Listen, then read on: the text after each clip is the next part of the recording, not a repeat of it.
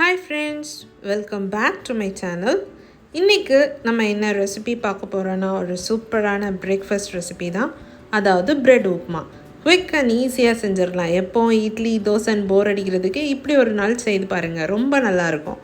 அதுக்கு முன்னாடி என் சேனலை யாரும் சப்ஸ்கிரைப் பண்ணலைன்னா கைண்ட்லி சப்ஸ்கிரைப் பண்ணிக்கோங்க. அப்படியே பக்கத்தில் இருக்க பெல் ஐக்கானையும் டர்ன் ஆன் பண்ணிக்கோங்க.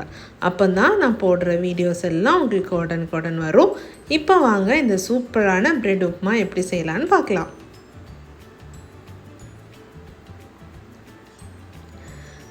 அதுக்கு ஒரு தவாவில் 1 டீஸ்பூன் பட்டர் போட்டுக்கோங்க. பட்டர் போட்டுட்டு பட்டர் மெல்ட் ஆனதும் நம்ம ப்ரெட்டை டோஸ்ட் பண்ணி எடுத்துக்கோங்க. ஒரு சைடு டோஸ்ட் ஆனதும் அடுத்த சைடு மாற்றி போட்டு டோஸ்ட் பண்ணி எடுத்துக்கோங்க. நான் இன்றைக்கி 6 ஸ்லைஸ் ப்ரெட் எடுத்திருக்கேன், 6 ஸ்லைசஸ் எடுத்திருக்கேன். இப்படி ஒரு பீசஸையும் நீங்கள் நல்லா டோஸ்ட் பண்ணி எடுத்துக்கோங்க. 6 ஸ்லைஸில் 3 பேருக்கு நம்ம இந்த உப்புமா ரெடி பண்ணலாம். இப்போ எல்லா ப்ரெட்டையும் டோஸ்ட் பண்ணி எடுத்துட்டேன். இப்போ இதை குட்டி குட்டி பீசஸாக கட் பண்ணிக்கோங்க.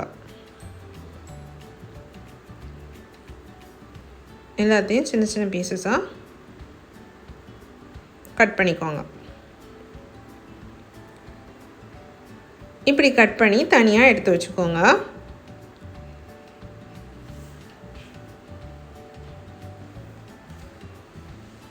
இப்போ ஒரு பேன் ஹீட் பண்ணிக்கோங்க.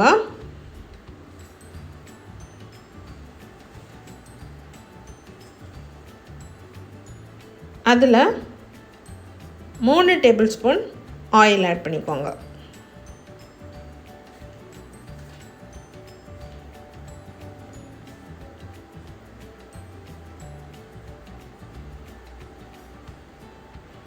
எண்ணெய் சூடானதும் 1/4 டீஸ்பூன் கடுகு சேர்த்துக்கோங்க. 1/2 டீஸ்பூன் உளுத்தம்பருப்பு சேர்த்துக்கோங்க. 1 டீஸ்பூன் கடலைப்பருப்பு சேர்த்துக்கோங்க. கூடவே கொஞ்சமாக கருவேப்பிலை சேர்த்துக்கோங்க. சேர்த்து வதக்கிக்கோங்க. இப்போ அதில் 1 டீஸ்பூன் இஞ்சி பூண்டு விழுது சேர்த்துக்கோங்க. இது ஆப்ஷனல் தான், வேணும்னா சேர்த்துக்கோங்க, இல்லைன்னா நோ ப்ராப்ளம். சேர்த்துட்டு வதக்கி விட்டுக்கோங்க. இப்போ ஒரு பெரிய வெங்காயத்தை நல்லா பொடிசாக நறுக்கி அதை சேர்த்துக்கோங்க.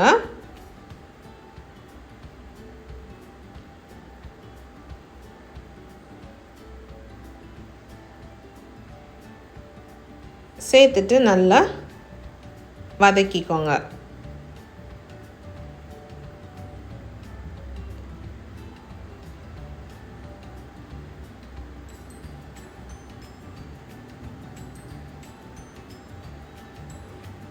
வெங்காயம் நல்லா வதங்கினதும் 3 டேபிள் ஸ்பூன் அளவுக்கு கேப்சிகமாக பொடிசாக நறுக்கி அதையும் சேர்த்துக்கோங்க.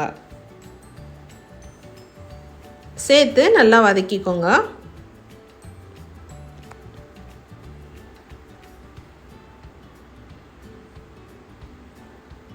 ஒரு தக்காளி சேர்த்துக்கோங்க, சாப் பண்ணி அதையும் சேர்த்துக்கோங்க. சேர்த்து நல்லா மிக்ஸ் பண்ணிக்கோங்க.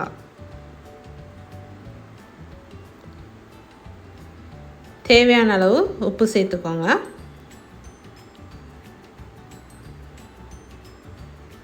எல்லாத்தையும் நல்லா கலந்து விட்டுக்கோங்க.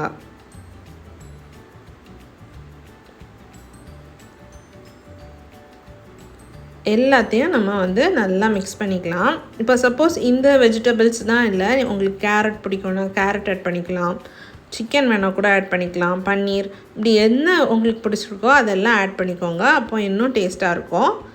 நான் இன்றைக்கி இந்த 3 வெஜிடபிள்ஸ் தான் ஆட் பண்ணியிருக்கேன். பட்டாணி இருந்துச்சுன்னா கூட அதையும் ஆட் பண்ணிக்கோங்க, ரொம்ப நல்லாயிருக்கும். இப்போ இதில் ஒரு பச்சை மிளகாவை சாப் பண்ணி அதையும் ஆட் பண்ணிக்கோங்க.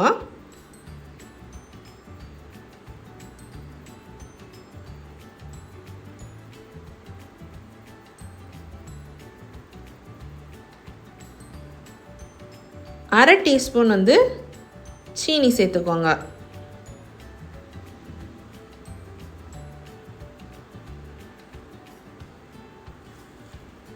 சேர்த்து நல்லா மிக்ஸ் பண்ணி விட்டுருங்க.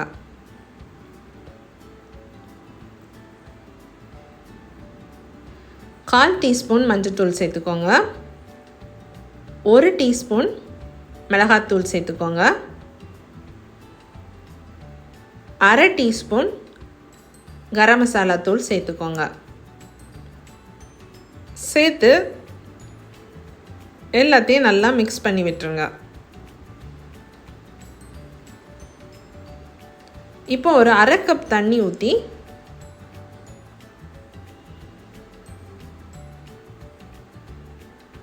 ஒரு மூடி போட்டு 10 நிமிஷம் மீடியம் ஃப்ளேமில் நல்லா குக் பண்ணிக்கோங்க.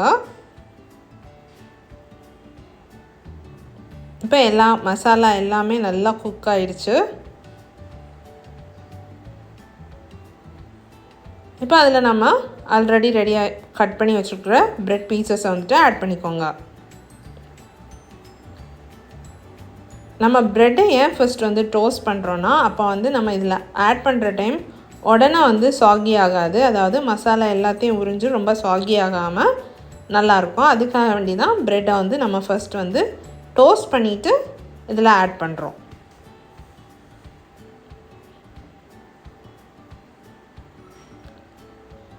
எல்லா ப்ரெட் பீசஸையும் ஆட் பண்ணிக்கோங்க.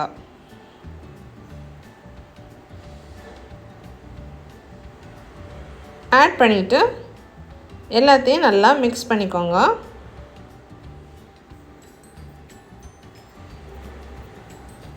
மசாலாவோட பைண்ட் ஆகிற மாதிரி நல்லா மிக்ஸ் பண்ணிக்கோங்க.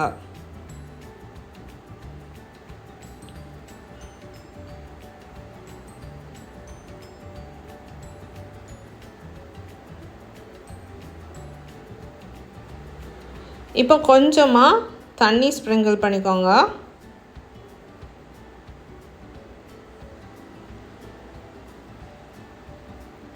அகெயின் லிட் போட்டு மூடி ஒரு 5 மினிட்ஸ் குக் பண்ணி எடுத்துக்கோங்க. ஃபைனலாக இதில் வந்து சாப் பண்ண கொரியாண்டர் லீவ்ஸ் ஆட் பண்ணி ஸ்டவ் ஆஃப் பண்ணிடுங்க.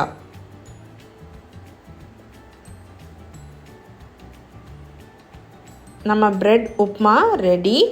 இப்போ இதில் வந்து கொஞ்சமாக கேஷ்யூ நட் வந்து தாளித்து ஆட் பண்ணிக்கோங்க. ஒரு டேபிள் ஸ்பூன் அளவுக்கு நெய் ஆட் பண்ணிவிட்டு அதில் ஒரு 25 கிராம்ஸ் வந்து கேஷ்யூ நட்ஸ் ஆட் பண்ணிக்கோங்க. ஆட் பண்ணி அதை நல்லா ரோஸ்ட் பண்ணி உப்மாவில் சேர்த்துருங்க.